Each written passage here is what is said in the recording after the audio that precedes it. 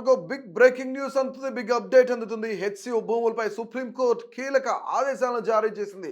ఇక తెలంగాణ సిఎస్ పై చాలా సీరియస్ అయినట్లు తెలుస్తుంది. మరీ ముఖ్యంగా ఏదైతే హైకోర్టు రిజిస్ట్రార్ పంపిన మధ్యంతర నివేదిక పైన సుప్రీంకోర్టు ఈరోజు విచారణ జరిపింది. ఈ విచారణకు సంబంధించి కీలక వ్యాఖ్యలు చేసింది. ఇది చాలా సీరియస్ మ్యాటర్. చట్టాన్ని మీ చేతిలోకి ఎలా తీసుకుంటారంటూ కూడాను తెలంగాణ సిఎస్ పై చాలా సీరియస్గా స్పందించింది. మరీ ముఖ్యంగా గత కొద్ది రోజులుగా ఒక వారం రోజుల నుంచి కూడాను హెచ్సియు భూములపైన అటు విద్యార్థులు కానీ లేదంటే హైదరాబాద్కి సంబంధించిన వాసులందరూ కూడాను చాలా పెద్ద ఎత్తున ధర్నాలు చేస్తున్నారు. ఈ యొక్క యాజిటేషన్ తీసుకొచ్చింది హెచ్సియు విద్యార్థులు. అక్కడ దాదాపుగా 700 రకాల చెట్లకు పైగా అక్కడ ఉన్నాయి. అలాగే దాంతోపాటుగా 236 సరీసృపాలు కానీ క్షీరదాలు కానీ వన్యప్రాణులు కానీ అవన్నీ కూడాను ఆ యొక్క హెచ్సియులో ఏదైతే 400 ఎకరాల ల్యాండ్ ఉందో ఆ 400 ఎకరాల్లో ఒక జంగిల్లో ఉన్న ప్రాంతంలో నివసిస్తూ ఉన్నాయి. సో ఇప్పుడు అన్నింటినీ కూడాను చంపేస్తున్నారు. వాటన్నింటినీ కూడా చెట్లన్నింటినీ కూడాను నరికేస్తున్నారు, డెమాలిష్ చేస్తున్నారు. అక్కడ వన్య ప్రాణాలు ఎక్కడికి పోతాయి? వాటన్నిటికీ అంటే నోరు లేని మూగ జీవాలను ఈ విధంగా చేయడం కరెక్ట్ కాదు. సో ప్రస్తుతానికి ఇప్పటికే హైదరాబాద్ కాంక్రీట్ జంగిల్ అయిపోయింది.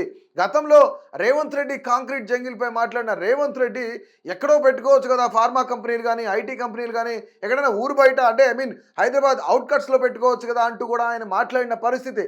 కాంక్రీట్ జంగిల్ చేసేస్తున్నాడు కేసీఆర్ అన్నట్లుగా ఆయన మాట్లాడారు. ప్రస్తుతం అయితే ఆయనే 400 ఎకరాల్లో ఏదైతే వన్యప్రాణులు నివసిస్తున్నాయో క్షీరదాలు కానీ సరీసృపాలు కానీ వాటర్ బాడీస్ కానీ వీటన్నిటిని సంరక్షించే పరిస్థితి లేకుండా వాటన్ని ప్రాణాలు కోల్పోయే విధంగా రేవంత్ రెడ్డి చర్యలు ఉన్నాయంటూ కూడాను హెచ్సియు విద్యార్థులు ఈరోజు రోడ్డెక్కిన పరిస్థితి. ఈరోజు విద్యార్థి సంఘాలు అన్నీ కూడాను హెచ్సియుకి సంబంధించిన విద్యార్థి సంఘాలు అన్నీ కూడా ఈరోజు సెక్రటేరియట్ ముట్టడికి పిలుపునివ్వడంతోనే ముఖ్యంగా వాళ్ళందరినీ కూడా పోలీసులు ఇప్పటికే అరెస్ట్ చేశారు. అయితే వాదోపవాదనలు ముఖ్యంగా కోర్టులో జరుగుతున్నాయి. ఇక హెచ్సియు విద్యార్థి సంఘాలు అన్నీ కూడాను హైకోర్టుకి వెళ్ళిన తరుణంలో తెలంగాణ హైకోర్టు స్టే విధించింది. అయినా సరే తెలంగాణ రాష్ట్ర ప్రభుత్వం వాటన్నిటిని కూడా బేఖాతరు చేయకుండా అక్కడున్న చెట్లను కొట్టివేయడం, నేలంతా చదును చేయడం, ఆ గ్రౌండ్ అంతా లెవెల్ చేయడం, ఇదంతా కూడాను తెలంగాణ ఏదైతే టీజీ ఐఐసికి అప్పచెప్పడం, వీటన్నిటినీ కూడాను వ్యతిరేకిస్తూ అక్కడున్న విద్యార్థి సంఘ నాయకులందరూ కూడాను ధర్నాలు చేయడం, స్లోగన్స్ ఇవ్వడం, ఇదంతా కూడాను అది ఆక్సిజన్ దాదాపుగా హైదరాబాద్కి ఆక్సిజన్ అందిస్తుంది.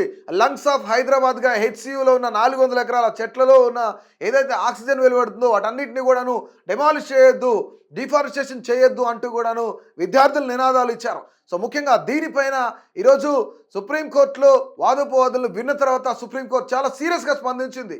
ఎట్లయితే ఇక్కడ ముఖ్యంగా స్టే ఉన్నప్పుడు ఏ విధంగా చట్టాన్ని మీరు చేతుల్లోకి తీసుకుంటారు అంటూ కూడాను సిఎస్ పై ఆగ్రహం వ్యక్తం చేసింది. ఇదే చాలా సీరియస్ మ్యాటర్. చట్టాన్ని ఉల్లంఘించడమే, చట్టాన్ని మీ చేతిలోకి ఎందుకు తీసుకున్నారు అంటూ కూడాను తెలంగాణ ప్రభుత్వానికి సుప్రీంకోర్టు మోటికాయలేసింది. సో ప్రస్తుతానికి ఇది హాట్ టాపిక్గా మారింది. దాదాపుగా చాలామంది ఇంటెలెక్చువల్స్ కూడాను అక్కడ ఎన్విరాన్మెంట్కి సంబంధించింది ఒకవేళ నిజంగానే అది ప్రభుత్వ భూమి అయినా సరే కాంక్రీట్ జంగిల్లో ఉన్న హైదరాబాద్కి అది లంగ్స్ ఆఫ్ హైదరాబాద్గా పిలువబడుతుంది హెచ్సియు అనేది. సో ఆ 400 ఎకరాల్లో ఉన్న డిఫారెస్టేషన్ ఏ విధంగా చేస్తారు అంటూ కూడాను సుప్రీంకోర్టు సీరియస్ అయింది. చాలామంది ఇంటెలెక్చువల్స్ కూడా చెప్తా ఉన్నారు. సో అది ప్రభుత్వ భూమి అయినప్పటికీ కూడాను చెట్లను నరికివేయడం, ఆక్సిజన్ అందక చాలా ఇబ్బందులు పడుతున్నారు. ఇప్పటికే పొల్యూషన్ ఎక్కువైంది. వీటన్నిటిని దృష్టిలో పెట్టుకొని ఆపండి అని చెప్పినప్పుడు కూడాను రాష్ట్ర ప్రభుత్వం బేఖాతరు చేయకుండా తెలంగాణ ఐఐసికి ఖచ్చితంగా మేము అప్పచెప్తామన్నట్లుగా కూడాను ముందుకెళ్లారు. దీనిపైన సుప్రీంకోర్టు స్టే విధించింది. ఖచ్చితంగా దీనిపైన మేము సీరియస్గా యాక్షన్ తీసుకుంటాం. సీరియస్గా స్పందించింది సుప్రీంకోర్టు.